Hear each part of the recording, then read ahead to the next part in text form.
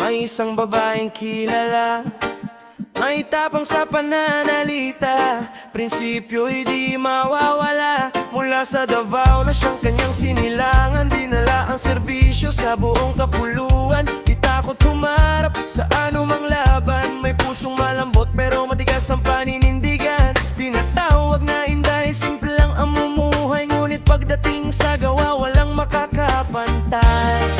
Oh Inday Sara, leader namin na mahal sa hirap at ginhawa. Kasama mo ang bayan, may ngiti sa labi pero may diin ang salita. Tagapagtanggol ka ng karapatan at hustisya. Inday ng bayan, gabay at sandigan, ipinaglalaban ang ating kinabukasan. Kahit anong bagyo o unos na darating, ang iyong katatagan ay di matitingnan.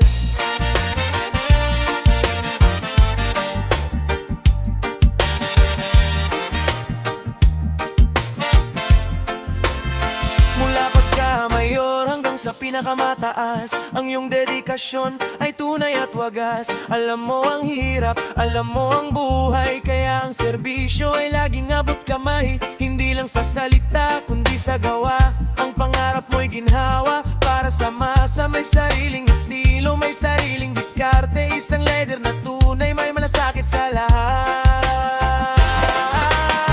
Oh Inday Sara, leader na minamahal sa hirap at ginhawa. Kasama mo ang bayan, may ngiti sa labi pero may diin ang salita. Tagapagtanggol ka ng karapatan at hustisya. Inday ng bayan, gabay at sandigan, ipinaglalaban ang ating kinabukasan. Kahit anong bagyo o unos na darating, ang iyong katatagan ay di matitina. Maraming pagsubok, maraming hamon, ngunit ang iyong loob ay laging nananalo. Dahil alam mong nasa likod mo ang taong bayan, kaya't ipagpatuloy mo ang iyong nasimulan.